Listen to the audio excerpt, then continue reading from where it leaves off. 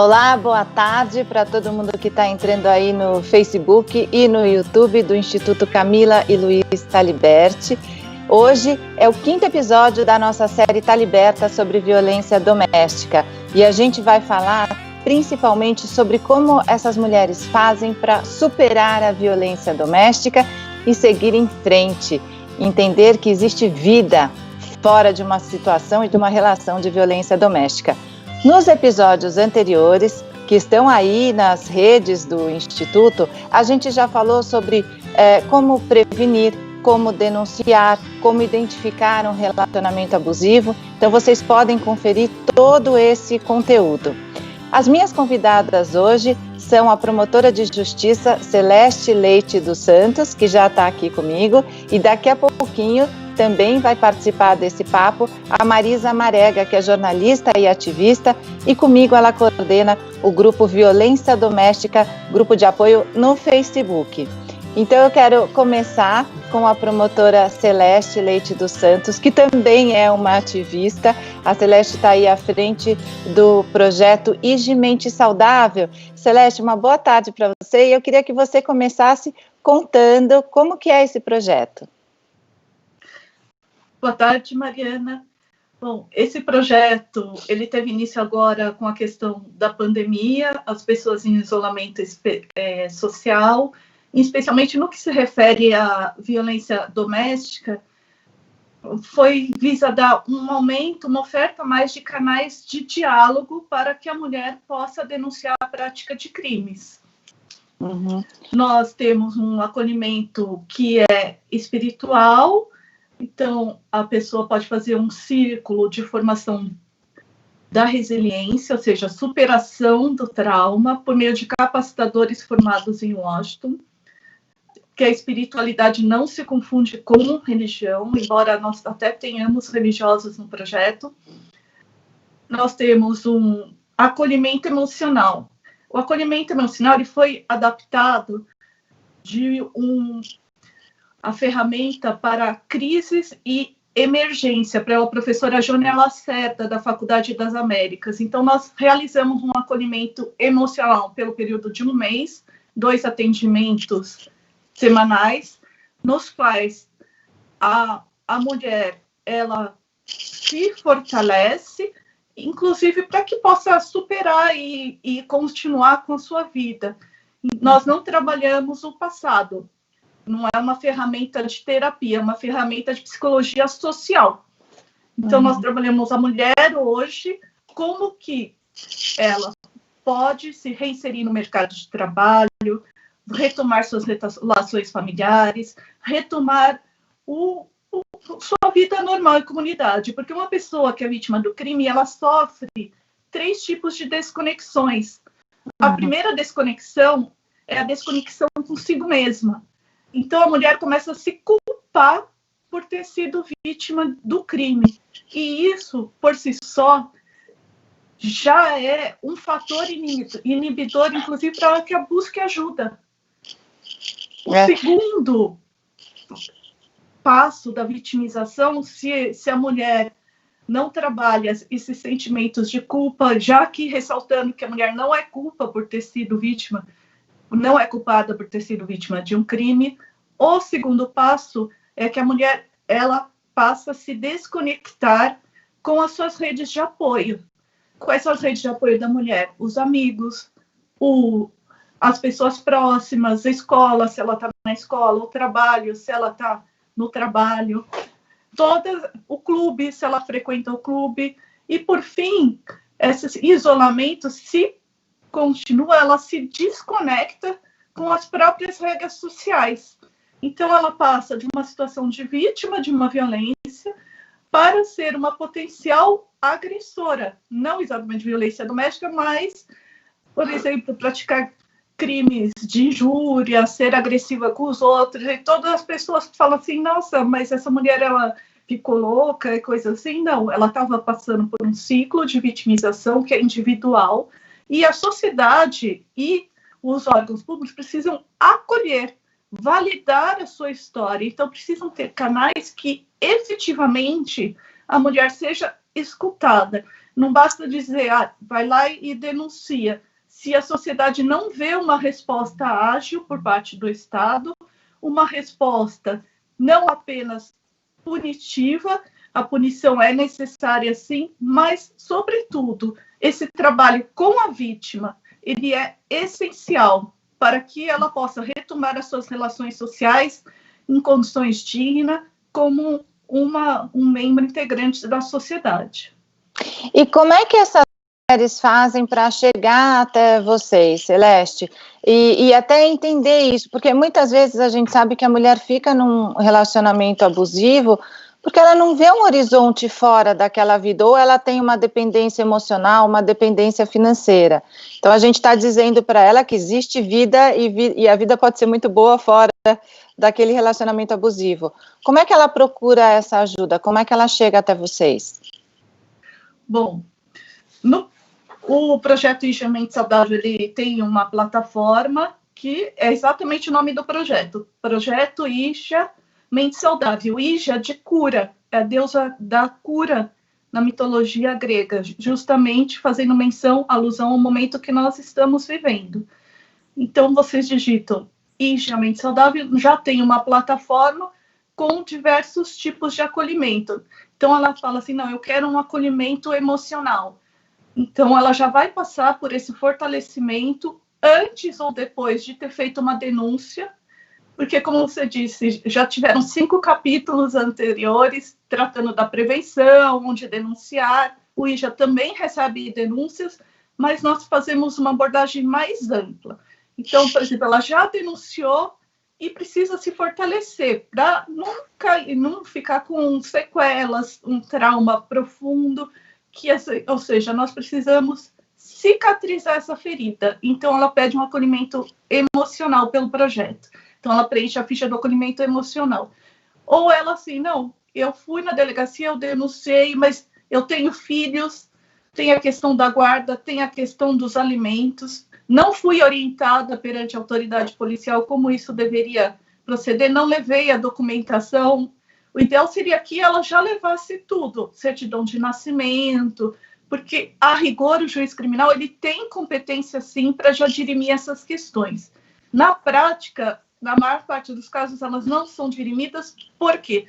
Porque, quando é feita a denúncia, não é ensinada a vítima, não é orientada, é desrespeitado o seu direito à informação. Ela tem direito de ser informada, que ela tem direito já resolver ali a questão da guarda dos filhos, já resolver ali a questão dos alimentos. E, para isso, ela precisa levar subsídios. Não basta ela dizer, eu tenho 2 filhos. Não, tem que levar a certidão de nascimento dos filhos, tem que levar, por exemplo, o olerite do marido, esse tipo de situação. Então, no acolhimento jurídico, se a vítima não denunciou, os advogados que atuam pro bono, eles orientam a levar essas documentações quando formaliza a denúncia. Inclusive, nós estamos realizando de forma inédita, pelo projeto Relatório Jurídico Psicológico.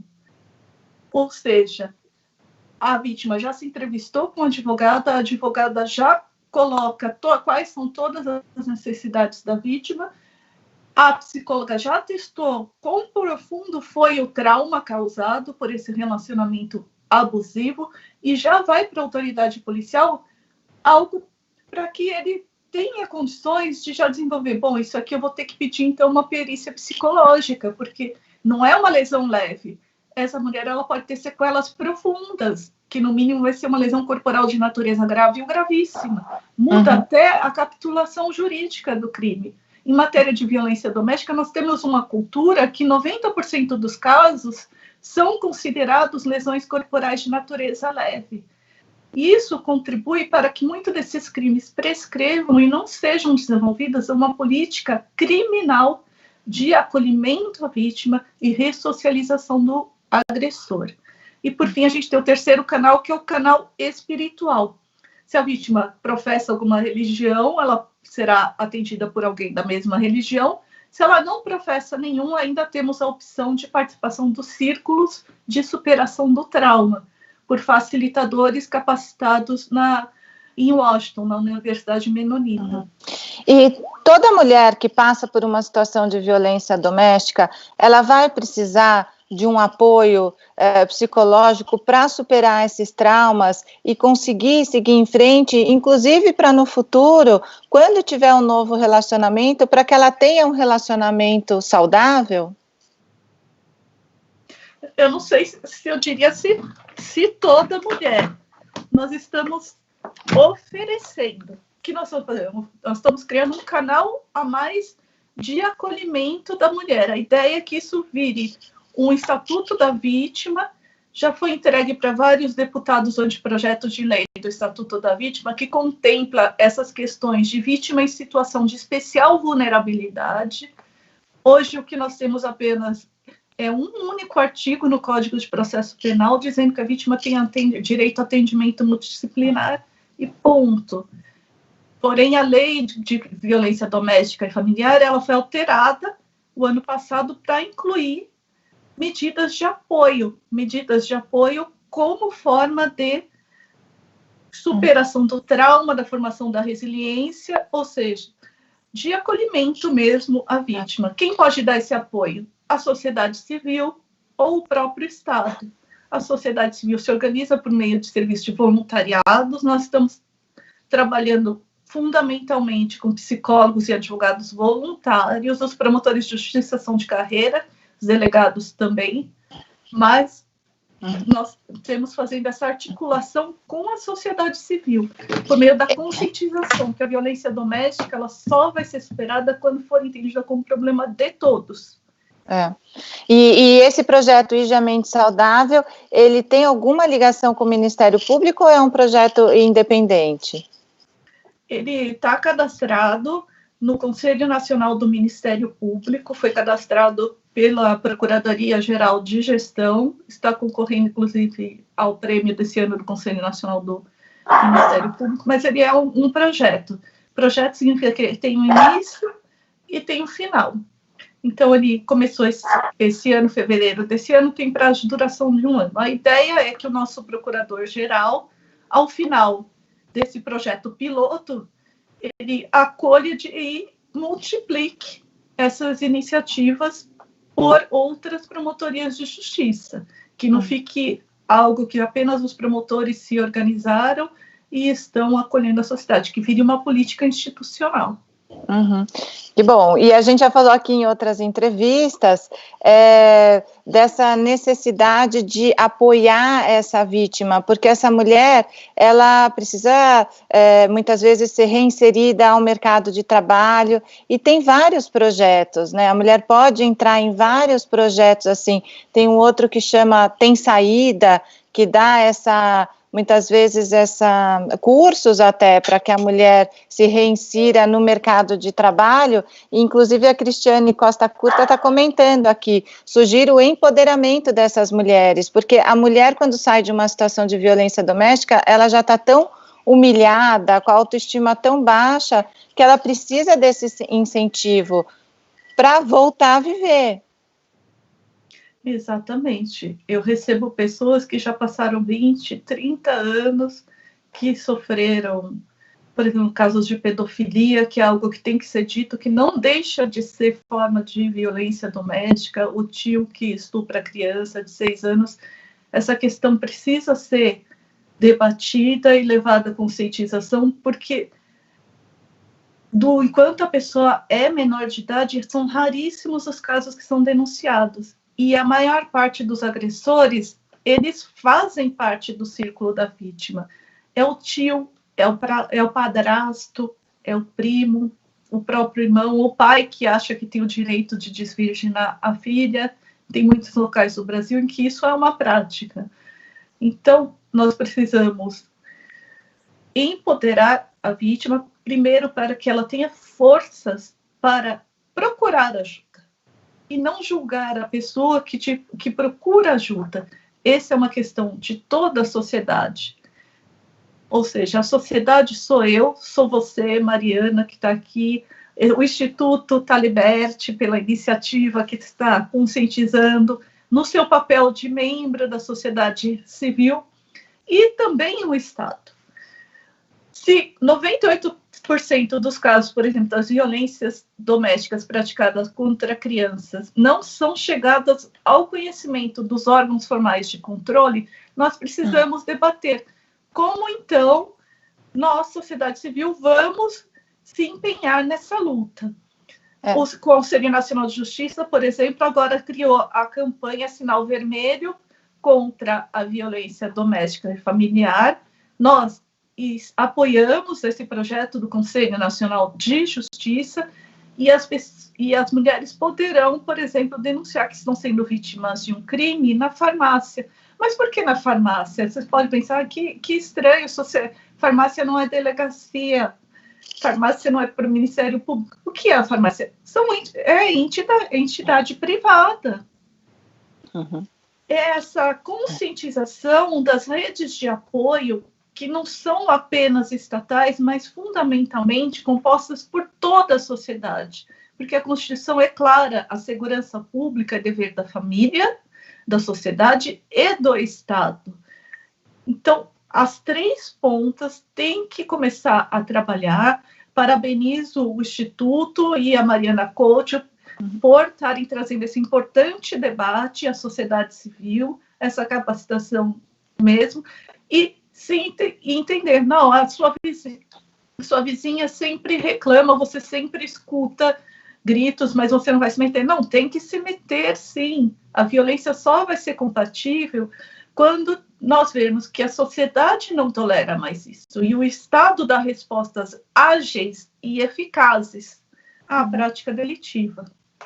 E, Celeste, você sabe que tem um outro tema ligado à violência doméstica que é pouco falado, que é o estupro dentro do casamento, e que muitas mulheres são vítimas disso e nem sabem que estão sendo vítimas disso. Você quer explicar um pouco o que quer dizer esse estupro dentro do casamento e o que a Lei Maria da Penha fala sobre isso?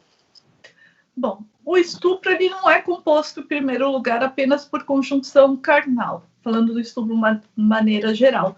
Então, qualquer ato libidinoso que é realizado contra a mulher sem o seu consentimento, ele é considerado estupro. Numa relação de casal, é uma situação delicada, então, porque eles já estão num relacionamento, eles já consentiram ter um relacionamento amoroso. Porém, se a mulher vira para o marido e fala assim, não quero ficar sozinha, isso tem que ser respeitado. Se, por exemplo, o marido de uma cultura patriarcal considera, não, você é minha propriedade. Na Grécia, por exemplo, a mulher ela era literalmente considerada propriedade do marido. Na residência, os homens ficavam em um local separado das mulheres, e a mulher tinha um outro local para ela viver, da mesma forma que era feita com os escravos. E em casos de guerras, as guerras eram as mulheres. Então, essa cultura do estupro, mesmo em âmbito do casamento, ele já vem desde tempos imemoriais, é século IV, V antes de Cristo. E eu não consigo. E a nossa sociedade não evoluiu tanto esse ponto. Platão considerava, por exemplo, que a mulher não tinha alma, que só os homens eram dignos de ter alma. Então, nós estamos com uma conquista civilizatória. Hoje, nós já sabemos que isso constitui estupro, essa conduta tem que ser combatida e você, mulher, deve sim procurar os seus direitos e pôr os limites. Quer dizer, a mulher não precisa se sentir obrigada a nada só porque é casada com aquele homem. E tem um agravante quando aquele homem às vezes dopa a mulher, que a gente sabe, dá algum remédio para ela dormir, e daí, se não me engano, qualifica até estupro de vulnerável, se a mulher está dormindo, não é? Se a mulher ela não tem capacidade de oferecer resistência, seja porque você embriagou a mulher, deu boa noite Cinderela, algum outro tipo de droga sintética, ou ela está doente, ou ela não compreende totalmente, não é plenamente capaz para os atos da vida civil, isso é estupro de vulnerável. Uhum. E a punição é ainda mais severa do que a do crime de estupro.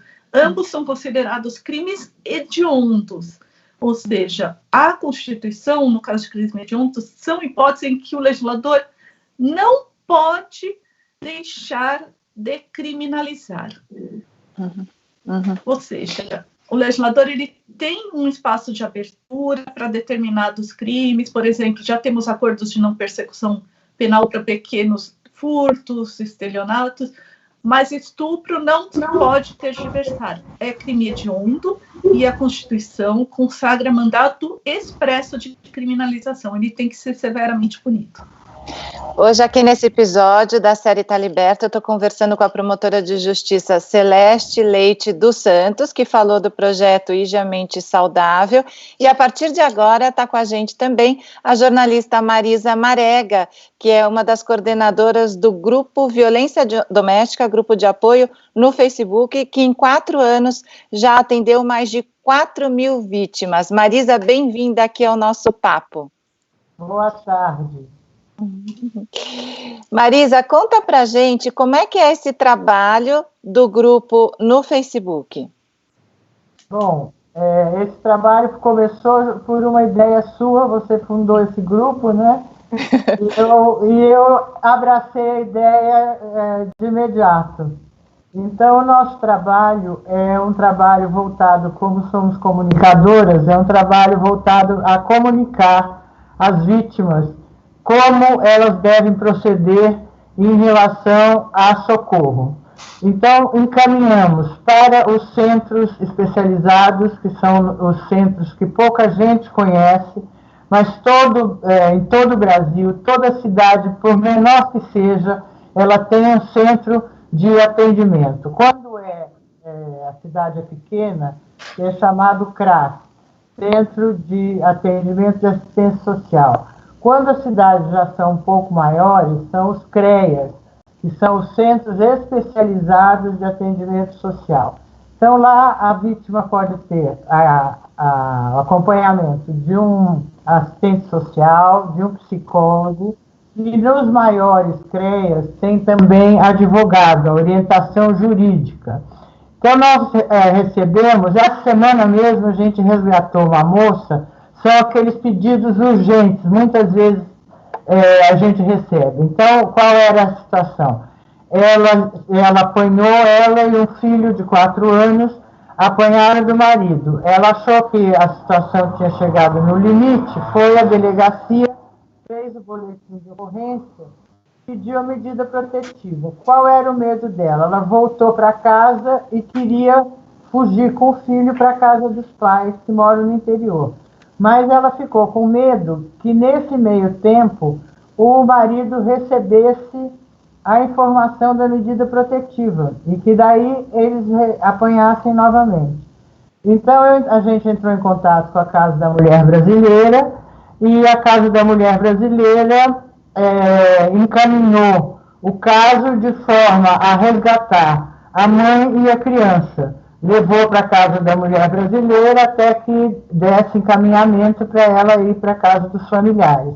Então, a gente recebe esse tipo de pedido de socorro. Algumas não têm orientação de como fazer procedimento num caso jurídico, de divisão de bens.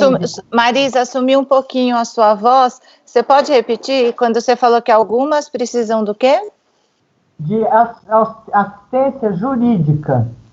Então, a gente encaminha, nós temos um grupo de advogados, um grupo de promotores, da qual a Celeste faz parte, que nos orientam, de defensores públicos, psicólogos, psiquiatras, são parceiros nossos que nos ajudam lá dentro do grupo a dar a melhor orientação de acordo com o que a vítima precisa. Porque cada vítima tem uma necessidade. E o interessante é que nós somos um grupo conhecido mundialmente. A gente tem vítimas de Portugal, Espanha, Alemanha, França, Itália, Estados Unidos. Então, são brasileiras, né, Marisa? São brasileiras que vão para lá com aquele sonho de que acharam o príncipe encantado. Então, o primeiro ano do casamento vai bem, depois o segundo vai bem. Assim que elas têm o filho, começam as violências. E, por conta da criança, elas acabam ficando vítimas, reféns, porque elas não podem sair do país com a criança, porque seria rapto. Então, elas ficam numa situação de reféns dentro do país. E, nesse caso, a gente encaminha para as embaixadas, para os consulados, e os consulados passam a cuidar da melhor forma para que elas possam ser resgatadas e voltar para o Brasil com a criança. A Marisa comentou, né, que a gente estamos juntas nesse grupo, a promotora Celeste também. Eu acho que até eu e a Marisa, como jornalistas, o nosso papel é justamente fazer essa ponte, não deixar essas mulheres sozinhas e sem assistência, né, ensinar, muitas vezes é informar.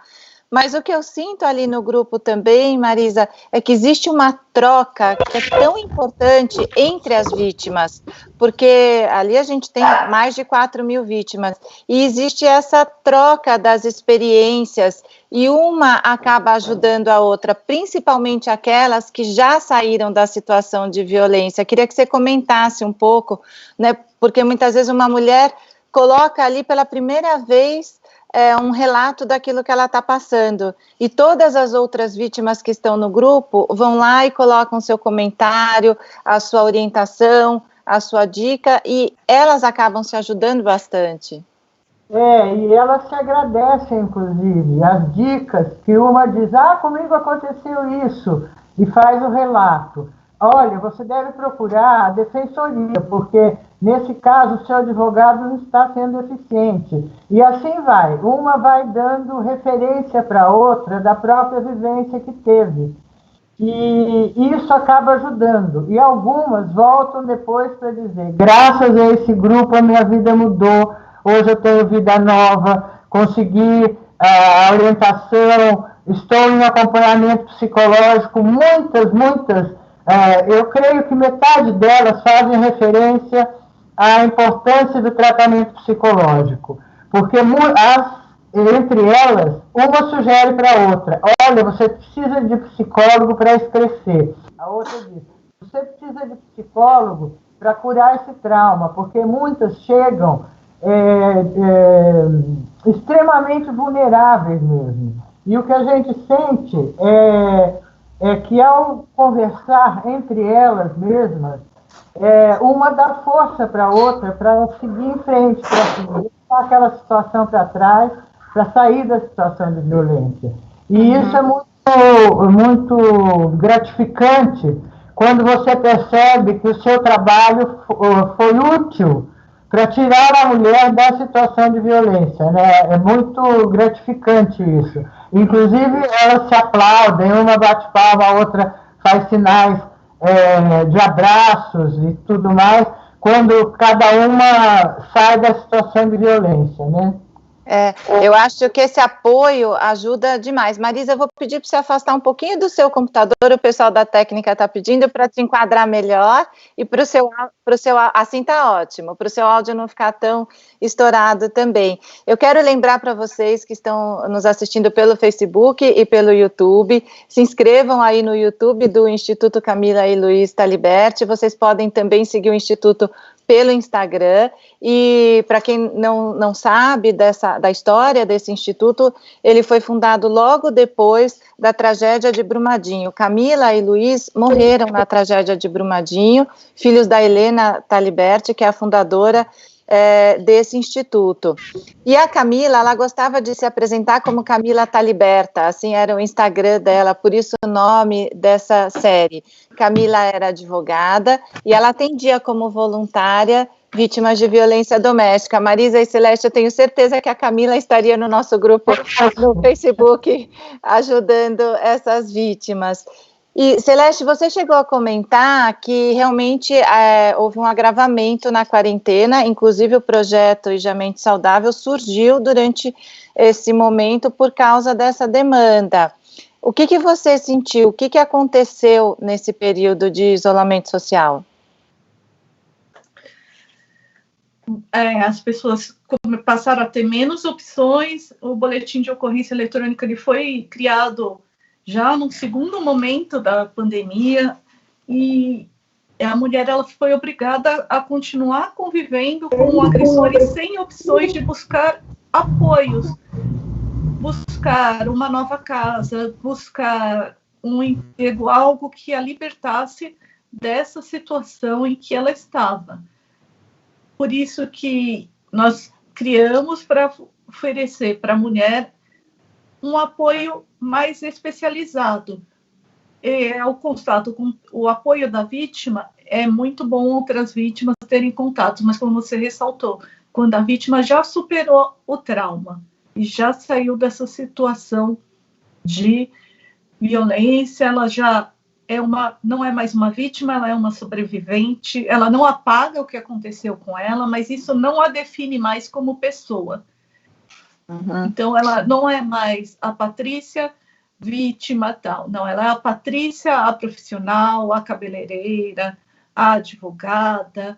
Aconteceu algo, mas ela superou e ela está tendo uma vida produtiva em sociedade, está apta para voltar a confiar nos amigos, confiar nas pessoas, confiar em ter um outro relacionamento. Claro que a gente fala que tem o gato escaldado, que ela já sabe identificar os sinais de um relacionamento abusivo, porém, não pode apenas se fechar e nunca mais ter um relacionamento com outra pessoa.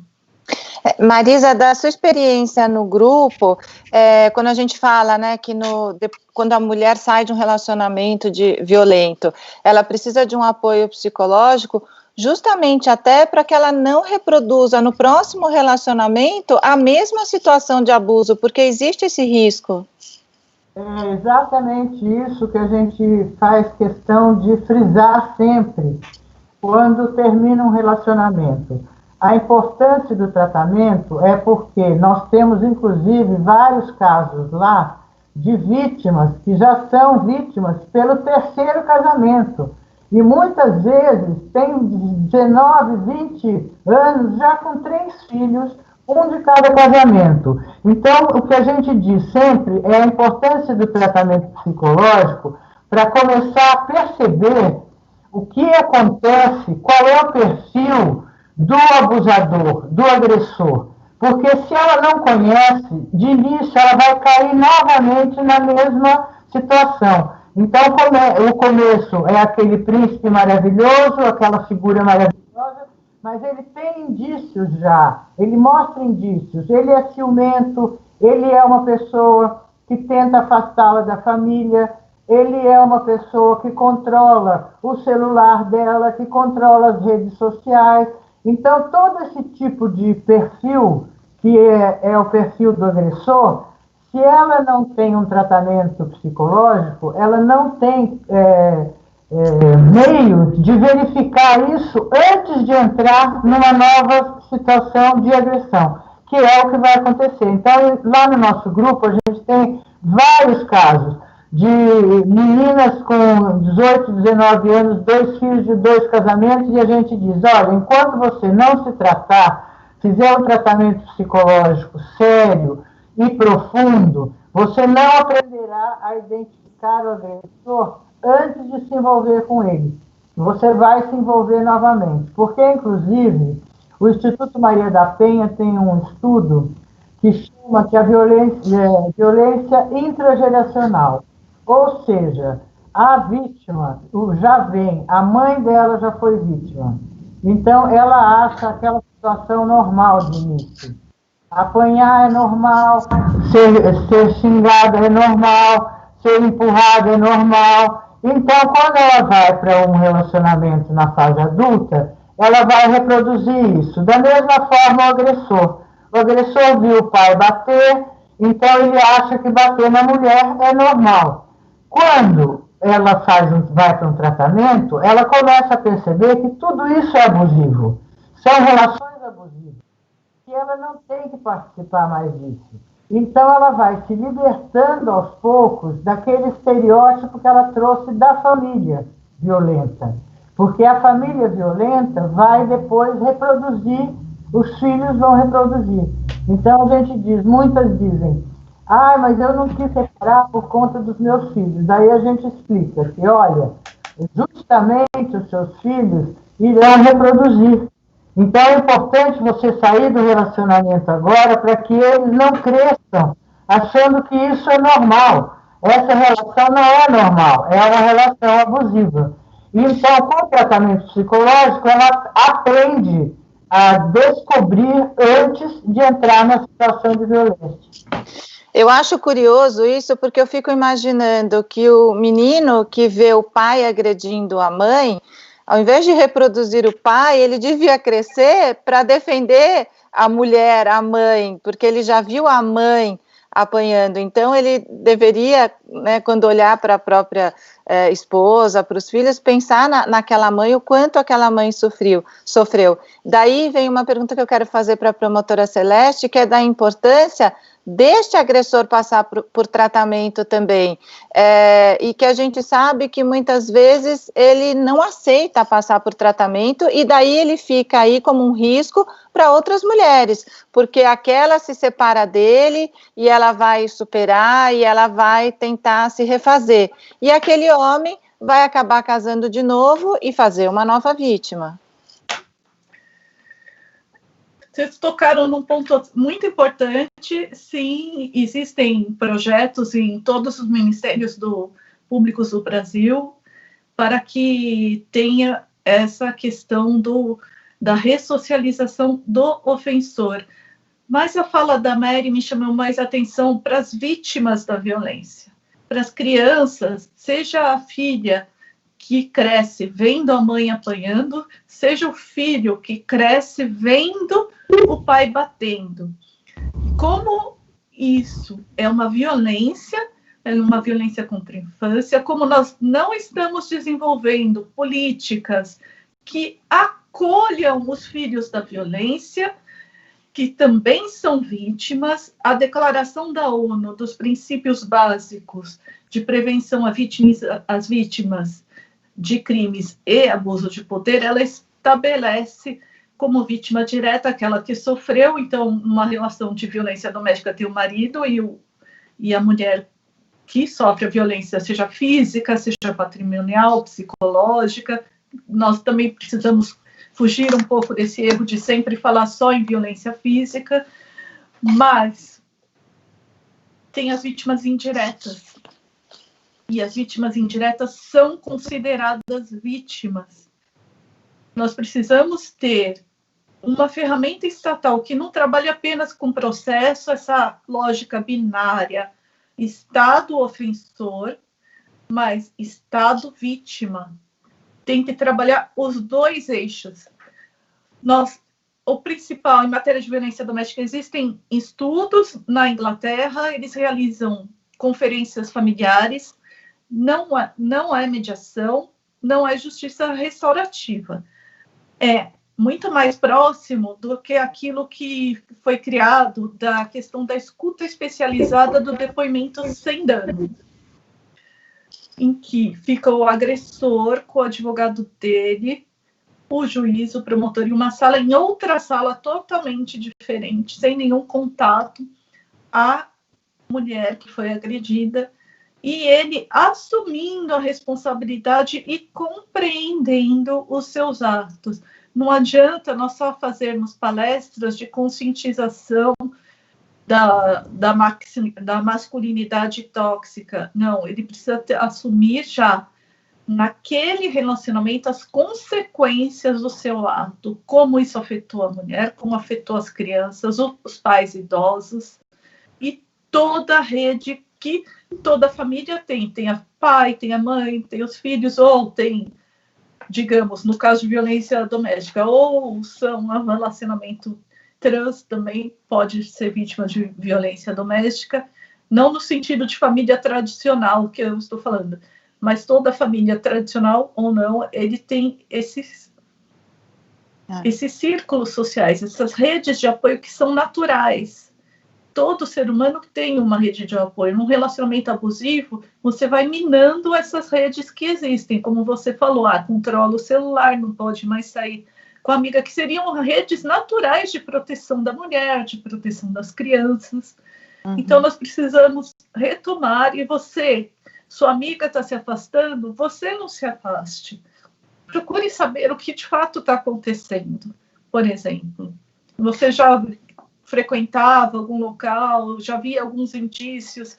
Precisamos treinar toda a sociedade para identificar esses sinais abusivos e não colocar tudo como responsabilidade da vítima.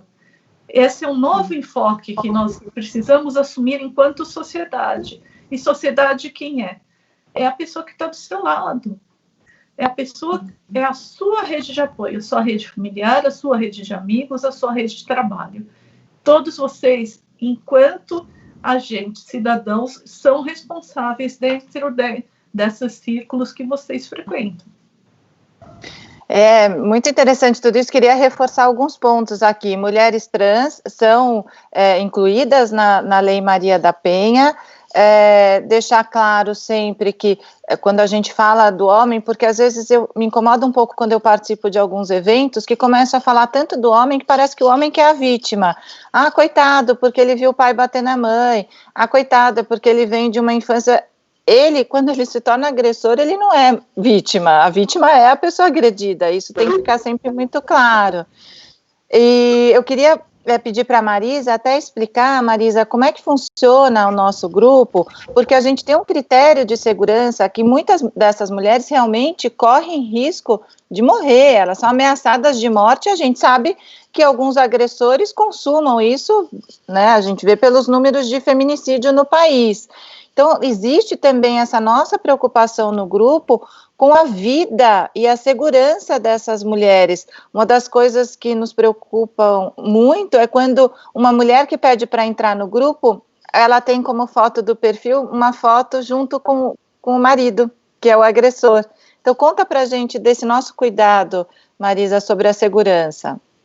A gente tem uma média de pedidos de 8 a 10 pedidos diários, dos quais a gente costuma aprovar 1 ou 2. Por que isso? Porque justamente o grupo é fechado para a proteção da vítima, para que ela possa entrar lá, narrar a sua história e dizer qual é a necessidade que ela tem. Então, nós fazemos a pesquisa através das redes sociais, o que ela, há quanto tempo ela está na rede social, qual é o entorno dela, quem são os amigos, qual o tipo de amigo. Por exemplo, muitas têm amigos agressores, que nas fotos dos amigos aparecem pessoas com armas, pessoas em situação de violência. Essas pessoas automaticamente são descartadas, nós não permitimos a entrada. E com isso, a gente também evita os perfis fakes, os perfis falsos de homens que, quando a mulher diz, eu entrei num grupo, mas muitas vezes ela, para desabafar, diz, mas o grupo que eu estou me orientou isso. Você não vai me encostar a mão porque eu vou te denunciar. Então, muitas vezes, eles com perfil fake tentam entrar como se fosse uma mulher. E a gente, então, pela pesquisa, já percebe que é fake e não deixa. Pesquisamos no LinkedIn, que é uma rede profissional, então isso também já vai dando segurança para que se aprove ou não a entrada em nosso grupo. Isso para garantir a segurança e garantir também que as mulheres sintam-se à vontade para colocar ali os seus depoimentos. Quem faz parte desse grupo são depoimentos muito profundos ali. Você vê realmente quando a mulher consegue se abrir, falar da violência, tanto é que parece que para mostrar como essa mulher precisa falar sobre isso. Tem depoimentos super longos, enormes, que a mulher quer contar cada detalhe para que alguém escute. Então, além de tudo, é uma escuta. Como a gente precisa aprender a escutar o outro, numa sociedade que hoje em dia todo mundo só quer falar, ninguém quer se escutar. O Roberto Rizzi, ele escreveu um comentário aqui, está dizendo que a filha dele, Renata, trabalha numa ONG chamada Utopiar, cujo foco é a reinserção social de mulheres desprotegidas, seja vítima de violência doméstica, carcerárias ou sem teto. É uma ONG bem legal, então fica a dica aí do Roberto Rizzi. A Laura Prevato, minha querida Laura, super ativista aí do movimento trans, né, Laura? Vocês querem mandar um beijo para a Laura? Que a Laura vocês conhecem. Né? A Celeste está ouvindo? A Laura está aqui, está mandando beijo, viu, Celeste? Oi, Laura, beijo. Ela fala, ó, ela está falando que reinserir socialmente vai além do apoio psicológico. Realmente é muito bom pensar e ter ações que tragam de volta a dignidade dessas vítimas. Laura está dizendo também que somos todos responsáveis por isso e todos devem se mobilizar, tanto na pessoa física quanto na jurídica. E a Giovana Diniz diz uma coisa que eu quero que a Celeste comente, e a Marisa pode comentar também, que é empoderar a vítima e não julgar essa mulher, Celeste. Então, quando alguém vai te contar que foi vítima de um crime, você tem que fazer uma escuta ativa. O que seria uma escuta ativa, uma escuta especializada? É aquela escuta sem julgamentos. A vítima, ela já sabe que nós vivemos em uma sociedade preconceituosa. Isso, para ela, já é um obstáculo para que ela procure ajuda. Ou mesmo para que ela identifique que ela está em um relacionamento abusivo. Muitas vezes ela deixa passar algumas frases, alguns sinais, e não chega e conta a história. Olha, ontem o meu marido me chamou disso, daquilo, todo dia ele faz isso. Não, ela vai confiando aos poucos. E você precisa ser esse apoio, você precisa ser essa pessoa em que possa confiar. Então, você tem que fazer uma escuta sem julgamentos. E quando sentir que a sua amiga está pronta, está preparada, está resiliente, encaminhar para uma oitiva perante a autoridade policial, perante o Ministério Público, para que sejam adotadas providências concretas, que vão ter uma resposta estatal que não foque só numa punição do agressor. Não estou de maneira nenhuma dizendo que ele não tem que ser punido, estou reforçando isso, mas não pode focar só nisso, porque senão fica aquele ciclo vicioso, as penas são baixas, prescrevem, há um sentimento de impunidade, depois a mulher vai para a vara da família, ela é revitimizada, porque o judiciário está agora se capacitando para compreender que se saiu da vara de violência doméstica, deveria ter ficado lá. Eu defendo que todas essas questões devam ser resolvidas pelo juiz do fato, o juiz único que conhece todos os detalhes e todas as implicações. Mas se por qualquer problema não há suficientes elementos para que se processe conjuntamente a questão civil e ela é remetida para a vara da família, essa mulher também precisa ser acolhida, tem que ser isso que em psicologia nós falamos de validação do depoimento, validação da escuta. Ela não quer ser julgada. Mais do que conselhos, não fique ansiosa para dar conselhos, separe amanhã e tal, mas para oferecer o que nós chamamos daquele ombro amigo, o ombro amigo que escuta, que não faz julgamentos, que propõe falar. Se você sabia, é a forma como você fala, ao invés de repreender a mulher, você pode falar, você sabia que existe esse serviço de apoio? Você vai lançando as ideias, faz perguntas abertas, lançando o que existe, jamais julgamentos, porque a mulher já está se sentindo mal, você vai piorar a situação dela. Então, tem toda uma forma de se fazer, de se acolher. Obrigada. A gente, inclusive, lá no grupo, tem essa escuta ativa também através dos psicólogos e psiquiatras que nos ajudam quando justamente a gente percebe que a profundidade daquela dor, que a pessoa precisa de um alento naquele momento. Então, a gente pede a ajuda, e esses psiquiatras, psicólogos, vêm em nosso socorro justamente para dar à vítima essa escuta que você disse, sem o julgar, uma escuta que vá abrir caminhos, vá sugerir novos caminhos para que a vítima saia da leitura daquela situação se sentindo amparada. Que é isso que quando a vítima menos tem amparo na hora do desespero. Então, com o apoio psicológico, a gente percebe que a vítima sai mais aliviada, ela começa a ver uma saída, um caminho para a vida dela, né? E isso eu acho importantíssimo.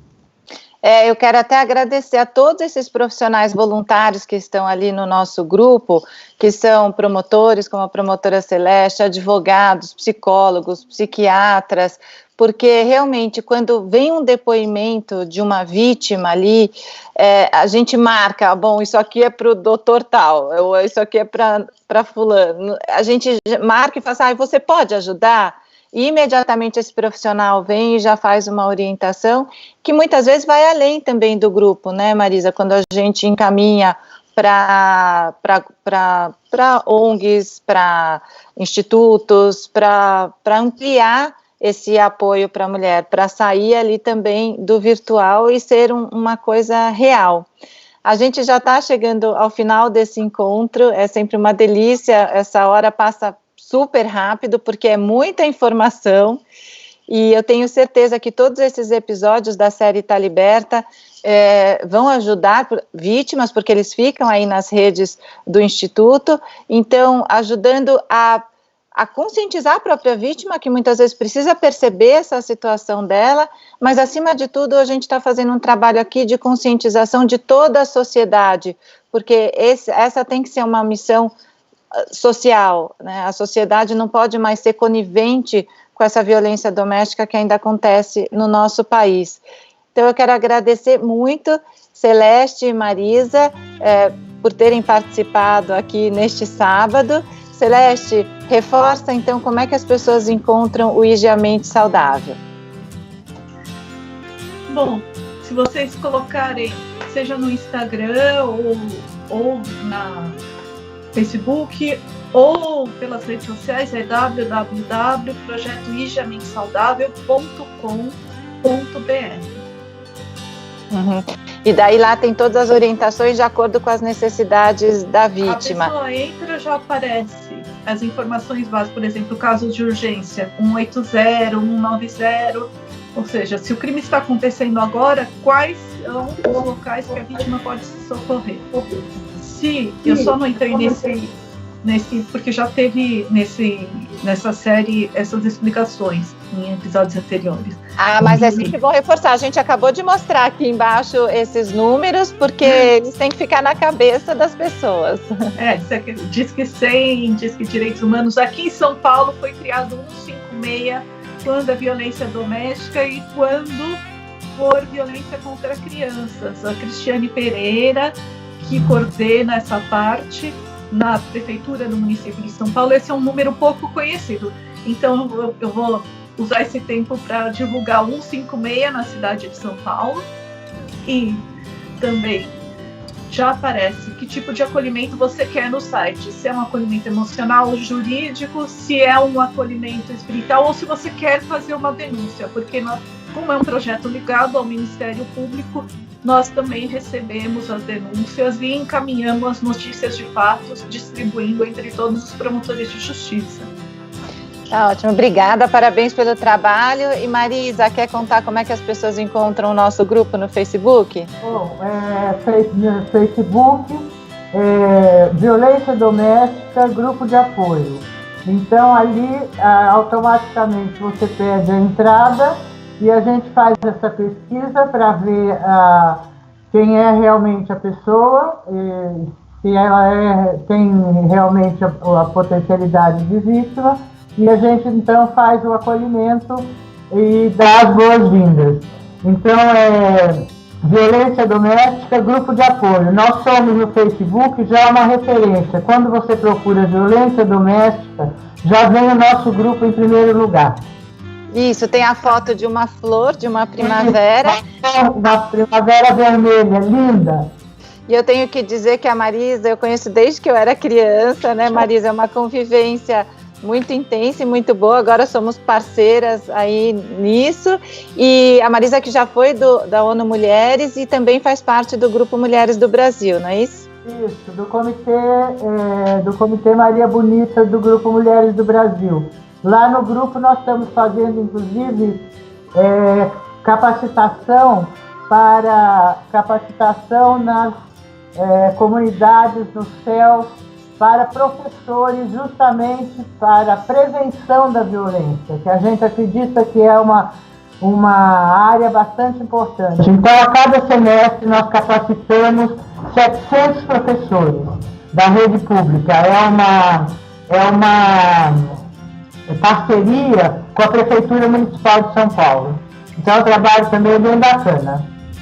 É isso aí, Marisa incansável também. Eu quero terminar lendo o último comentário aqui do YouTube. Esse entrou pelo YouTube da Cristiane Lara. Ela diz que ministra aulas de direito sobre violência doméstica familiar e através do DNE, Direito na Escola. É uma forma de começarmos a mudança que queremos no mundo.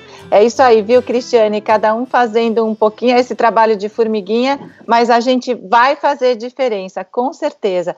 Quero agradecer, então, Celeste, Marisa, mais uma vez, a todos vocês que nos acompanharam. A partir de agora, vocês podem compartilhar essa entrevista também aí nas redes sociais, para que elas alcancem cada vez mais pessoas. E eu quero lembrar vocês que no próximo sábado a gente vai ter o último episódio dessa série Tá Liberta, o 6º episódio, e eu vou conversar com a Tatiane Moreira Lima, que é juíza. A Tatiane é aquela juíza, não sei se vocês lembram, que ela, enquanto estava numa audiência, o réu chegou a pegá-la como refém e ameaçou tacar fogo na Tatiane. Ela é uma juíza que tem muita experiência nessa área de violência doméstica. E eu também vou receber uma outra convidada muito especial que faz parte do nosso grupo, viu, Marisa? Ela entrou como vítima lá, é a Gabriela Nicareta. Ela é advogada e ela foi auxiliada lá dentro do nosso grupo. Ela conseguiu sair de uma relação de violência doméstica. Ela chegou a sofrer uma tentativa de feminicídio durante a quarentena. Então, para esse encerramento, a gente vai trazer uma vítima que vai contar como é que foi isso e como é que ela saiu, porque esse exemplo de quem consegue sair e superar ajuda muito as outras vítimas também. Então, até sábado que vem, ao meio-dia, um ótimo sábado hoje para todos vocês. Um beijo, tchau. Bom fim de semana. Tchau.